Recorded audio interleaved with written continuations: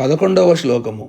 చతుర్భిః శ్రీకంఠైః శివయువతిభిః పంచభిరపి ప్రభిన్నాభిః శంభోః నవభిరపి మూలా ప్రకృతిభిః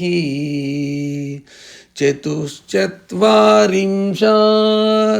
వసుదల కళాశ్రత్రివలయత్రిరేఖాభిః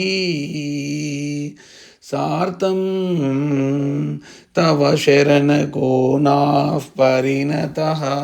అమ్మ భగవతి, చతుర్భిః నలుగురు అయిన శ్రీకంఠైః అంటే శ్రీకంఠులతోనూ అంటే శివులతోనూ అనగా శివచక్రములతోనూ శంభోః శివుని కంటే ప్రభిన్నాభి వేరైన ఇతరములైన పంచభిః ఐదైన శివయువతిభిః ప్లస్ అపి అంటే శివుని స్త్రీలైన శక్తి చక్రములతోనూ నవభిః తొమ్మిదైన మూల ప్రకృతిభిః ప్రపంచము యొక్క ఉత్పత్తి మూల కారణములైన త్వక్కు మొదలైన ప్రకృతులతోనూ ధాతువులతోనూ వసుదల కళాశ్రత్రి వలయ త్రిరేఖాభిః వసుదల అంటే అష్టదళ పద్మములతోనూ కళాశ్ర అంటే షోడశద పద్మముతోనూ త్రివలయ అంటే 3 మేకలములతోనూ త్రిరేఖాభిః ప్లస్ సార్థం 3 రేఖలతోనూ కలిసి తవ నీ యొక్క శరణకోనాః నీకు నివాస స్థానమైనట్టి శ్రీచక్రము యొక్క కోణములు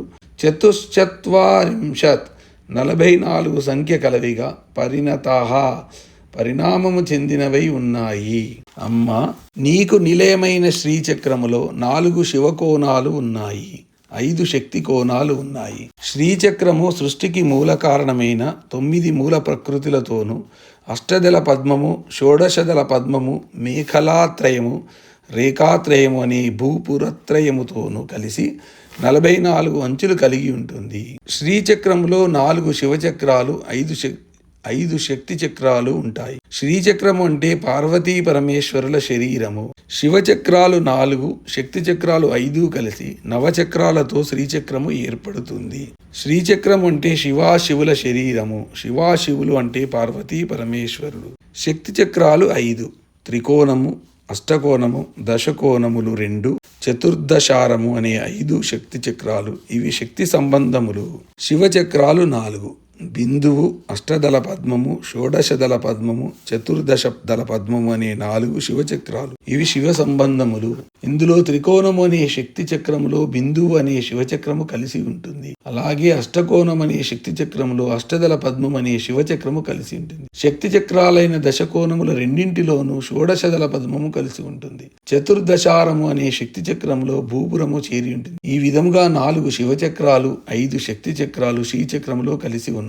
శ్రీచక్రము నవచక్రాత్మకము శివుడు శక్తి అనే ఉభయుల రూపమే శ్రీచక్రము. చతుశ్చత్వారింశత్ శ్రీచక్రానికి కోణాలు చతుశ్చత్వారింశత్ అనే 44 ఉన్నాయి. శ్రీచక్ర కోణాలు తయశ్చత్వారింశత్ అంటే 43 అనే మరో పాఠం కూడా ఉంది.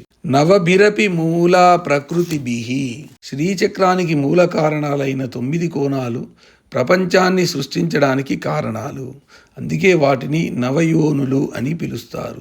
అవే పిండాండాన్ని నిర్మించేందుకు హేతువులైన 9 ధాతువులు. నవధాతువులు అంటే ధాతువులు 9 రకాలు. 1 చర్మము, 2 రక్తము, 3 మాంసము, 4 మెదడు, 5 ఎముకలు అనే ధాతువులు 5.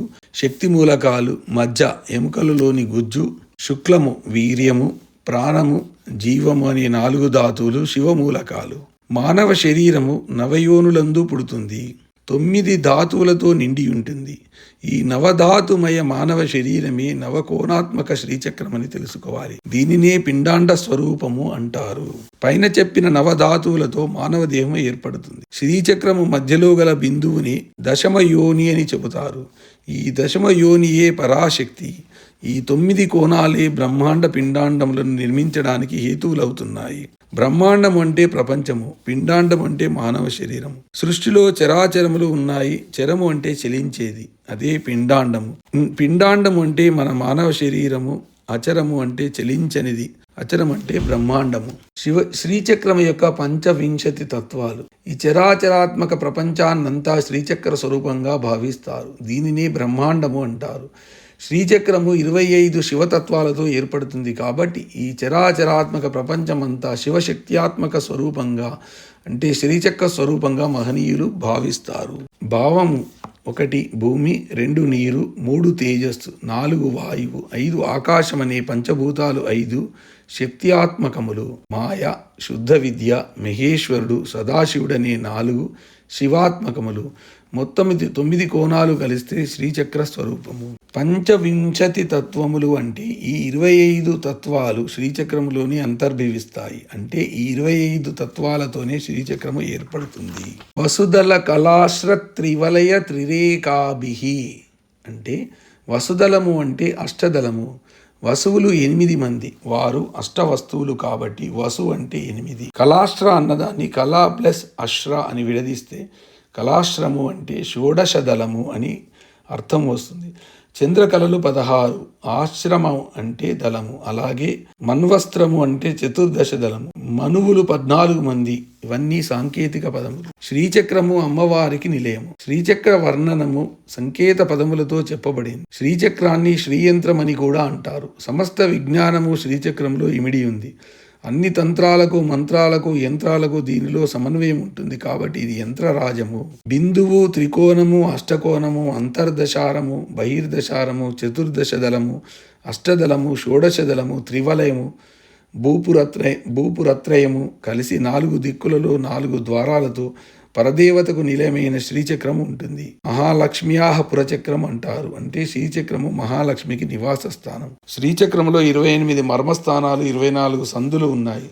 2 రేఖలు కలిసే చోటును సంధి అని, 3 రేఖలు కలిసే చోటుని మర్మస్థానం అని అంటారు. శ్రీచక్రార్చనలో సమయాచార పద్ధతి, కౌలాచార పద్ధతి అని 2 పద్ధతులు ఉన్నాయి. సమయాచారము పైకి శీర్షములు కలిగిన త్రిభుజములు 4, క్రిందికి శీర్షములు కలిగిన త్రిభుజములు 5 ఉండే శ్రీచక్రాన్ని సమయాచారులు పూజిస్తారు. సమయాచారులు అర్చించే శ్రీచక్రాన్ని సృష్టిక్రమ చక్రము అని పిలుస్తారు. కౌలాచారము పైకి శీర్షములు కలిగిన త్రిభుజములు 5, క్రిందికి శీర్షములు కలిగిన త్రిభుజములు 4 ఉండే శ్రీచక్రాన్ని కౌలాచారులు పూజిస్తారు. కౌలాచారులు పూజించే చక్రాన్ని సంహార చక్రము అంటారు. కౌలాచార మార్గంలో ప్రస్తుత కలియుగానికి ఉద్దేశింపబడిన అనుష్ఠాన విధానములు ఉన్నాయి. ఈ మార్గాన్ని మాంత్రికులు, కపాలికులు, తామస రాజస గుణ సంపన్నులు పాటిస్తారు. సత్వగుణ సంపన్నులైన వారు సమయాచారులు సృష్టి క్రమమును సమన్వయము చేసే శ్రీచక్రాన్ని పూజిస్తారు. దీని గురించి ముందే విశేషముగా చెప్పబడింది. సోమ సూర్యానలాత్మక విభాగము. శ్రీచక్రమును చంద్ర సూర్య అగ్ని ఖండములుగా విభజించవచ్చు.